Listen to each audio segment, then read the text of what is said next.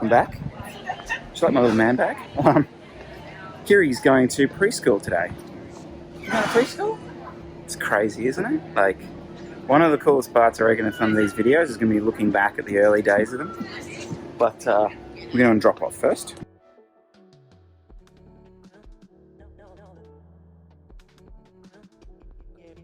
Yeah, it's crazy, isn't it? So Kira is doing preschool now. So she's at preschool. Catherine's in year 1.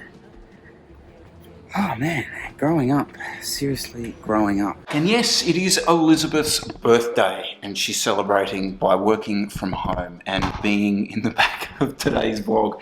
Guys, yeah, look, I thought what we might do is just have a bit of a chat about some of the equipment, some of the stuff that we learnt during Sun Tour, and really give me a chance to talk to you guys about some stuff that's been going on. And we'll do it in a bit of a daily type thing. So Dan's gonna come around, we're gonna have a quick look at my fit because Chris being Chris, I've changed some components, all for the sake of scientific approach at vlogging and stuff, right? So what are we looking at?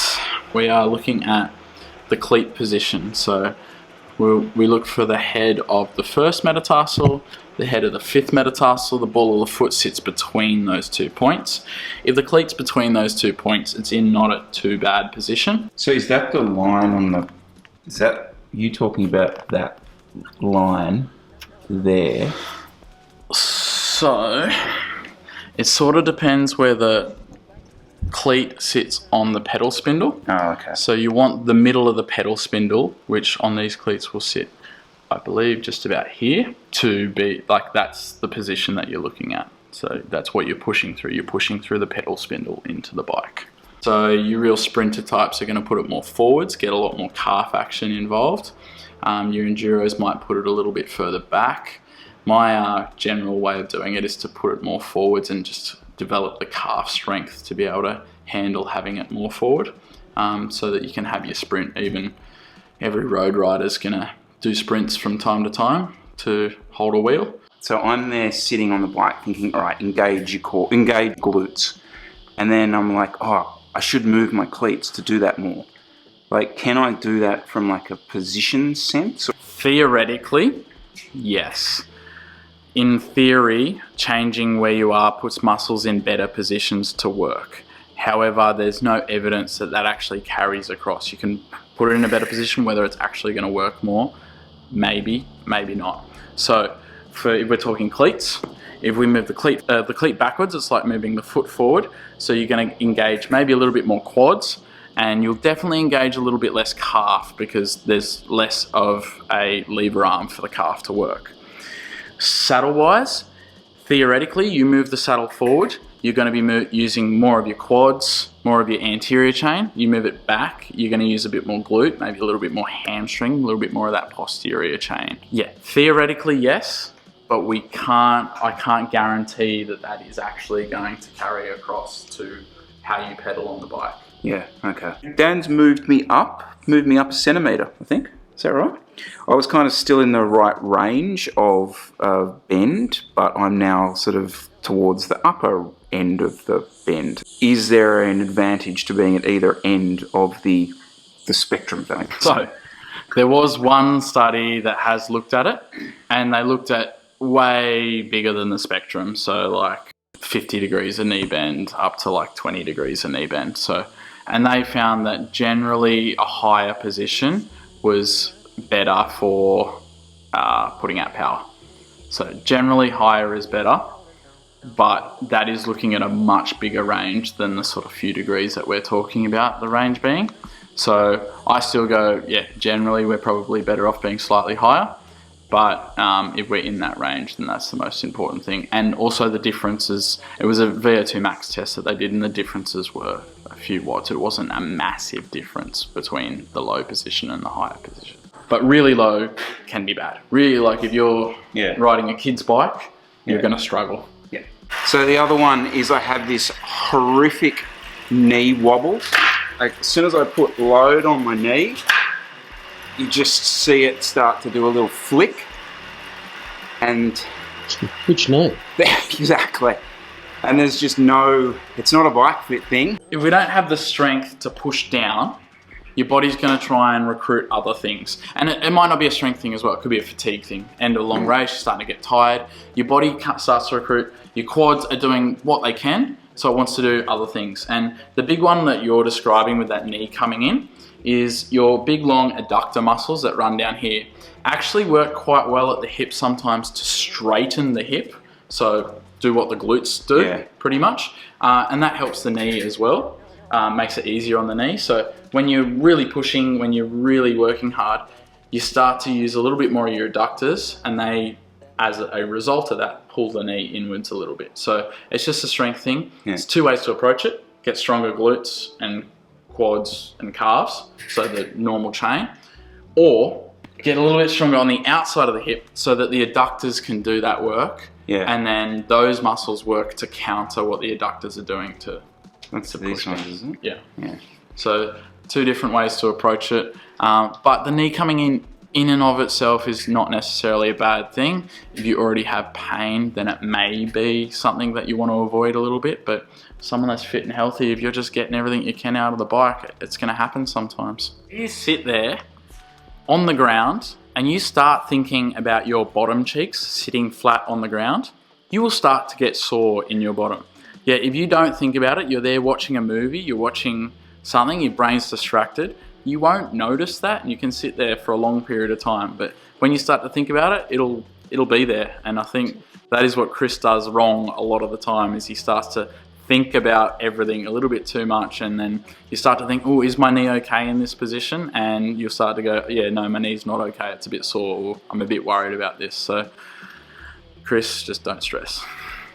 Talking of noticing things. What is this? Oh, I don't know.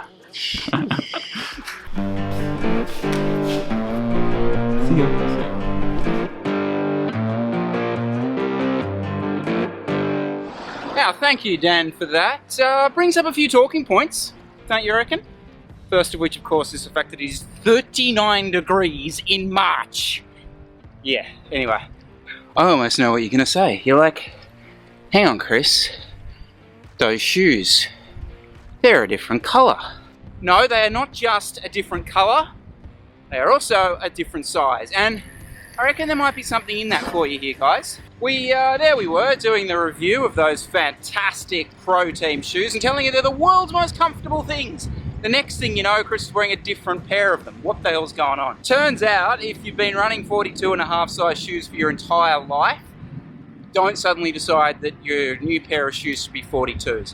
As I said, like in that first ride, first report thing on them, they were so comfortable, like slippery comfortable, which they were all the way up until, well, stage 3 of Herald Sun Tour, 38 degrees, 170 Ks, big tough day on a bike. And guys, that's where you really find out if your shoes fit. And I found that mine were a tiny bit too small. From there on, and this is where it kind of gets confusing, because from there on the shoes have been fine, super comfortable, absolutely no issues at all. And I think the reason I kind of said that I reckon there's something in this for all of us is because with a lot of these knitted shoes, right, you're almost going to be lulled into a sense of, oh, I can go for smaller shoes because that way they'll be tighter.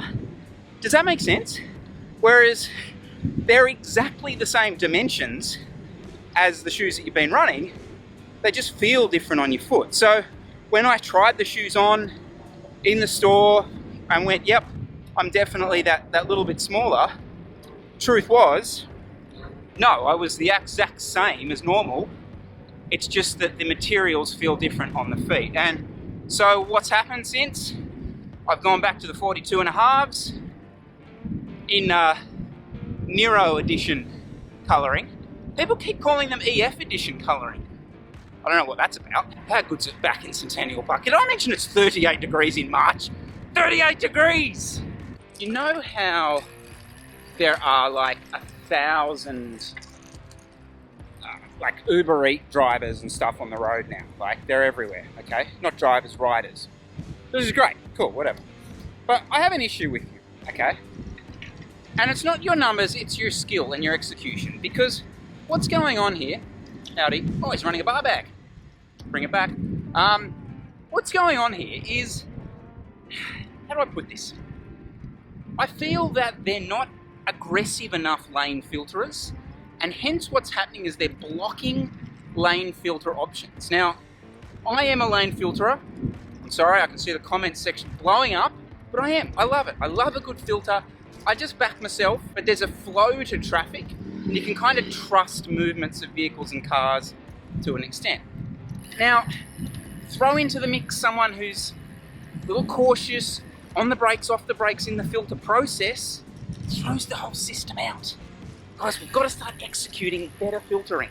Speaking of executing, the world's stupidest light rail, there we are, just crossing it. Oh, don't start. Oh, can I rant about the Anzac Bridge coming up? Oh.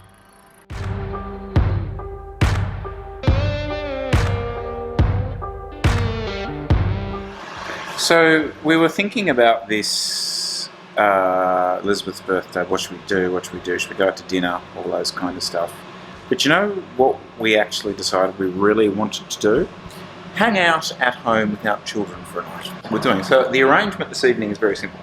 I'm going to prepare dinner, and Elizabeth is on the far more important job of drink preparation.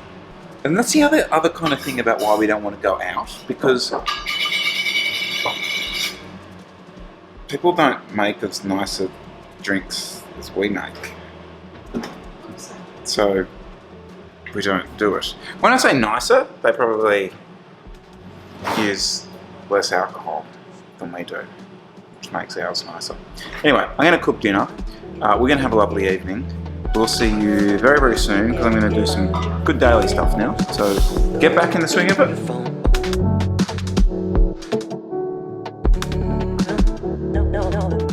Yuck.